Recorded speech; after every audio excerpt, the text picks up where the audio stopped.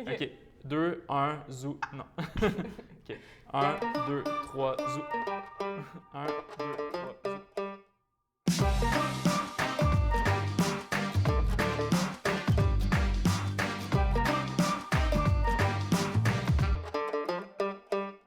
Chez Zoo, on donne naissance à des entreprises, alors on aide des entrepreneurs à réaliser concrètement une idée en une entreprise, puis on les suit tout au long de leur cheminement pour qu'ils puissent créer leur entreprise.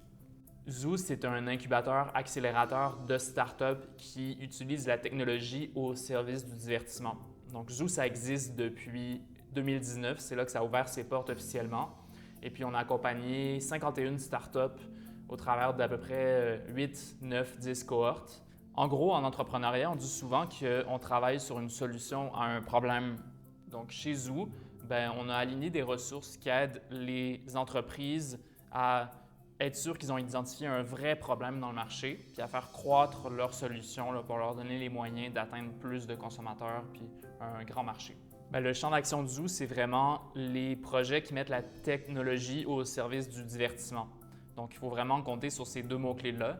Puis on ajoute aussi souvent qu'il faut être en train de créer quelque chose de propriétaire, quelque chose qui nous appartient, donc la propriété intellectuelle, quelque chose qu'on va pouvoir protéger ou enregistrer en cours de route. Notre premier programme s'appelle Genesis. C'est pour les projets qui sont un peu plus au stade de la planche à dessin.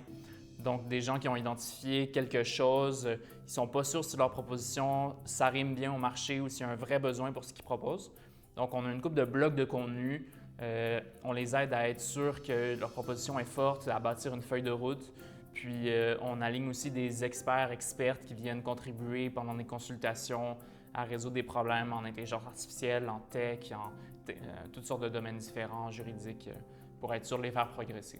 Fait que le programme Focus, c'est un programme d'accélération qui est dédié à des entreprises qui sont passées le stade de validation de Genesis. C'est vraiment centré sur le mentorat. Alors, tout au long du programme, ils rencontrent une équipe de 3 mentors pour travailler sur différents aspects de leur entreprise, fait autant la stratégie de marketing, financière, légale, pour être en mesure à la fin de lever une première ronde de financement privé qui sera réinjectée dans leur entreprise. Alors, les experts qu'on a dans nos programmes, on a la Banque nationale qui vient apporter une expertise financière. Aussi, on a la chance de compter sur Norton Rose Fulbright qui apporte du conseil légal, Dentsu pour une expertise en marketing. On compte aussi sur des experts technologiques comme Lenovo et TELUS. Alors, on a la chance de compter sur un bon réseau d'experts. Le processus de recrutement chez Zoo, il n'est pas compliqué. Donc, vraiment, on dit à tout le monde de déposer en ligne. C'est un formulaire que les gens remplissent. Là. Si on est habitué de parler de son entreprise, c'est court, c'est concis, il y a beaucoup de choix multiples. Donc, on dépose sa candidature en ligne. Il y a un comité de sélection avec des partenaires privés, des entrepreneurs, des experts qui analysent tout ça. Il y a des petites entrevues. Puis ensuite, on sélectionne la cohorte finale. Donc, il y a un processus de sélection, mais les candidatures, c'est vraiment un moyen d'entrer dans la communauté, qu'on connaisse les projets puis qu'on redirige les gens vers peut-être d'autres opportunités aussi. Je dirais qu'on a bien, Zoo en tant que tel a bien fait son travail. Une fois qu'on a aidé les entrepreneurs à atteindre leurs objectifs qui avaient été établis au début du programme, fait que ça peut être d'avoir réussi une ronde de financement, ça peut être aussi d'aller chercher certains clients. Alors, on suit les KPI aussi de ces startups-là pour s'assurer de la réussite. Il y a une couple d'affaires dans le pipeline chez Zoo. On s'intéresse beaucoup aux liens entre les startups et l'investissement.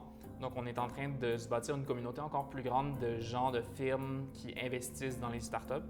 Il y a un programme qui va démarrer peut-être dans quelques mois qui va soutenir les startups qui ont déjà récolté de l'argent d'amorçage ou de pré-amorçage, on dit pre-seed. Puis, c'est un programme qui va les aider à gérer ces investissements-là puis à débloquer d'autres chèques, donc qui prolongerait le parcours de l'idéation jusqu'à la croissance.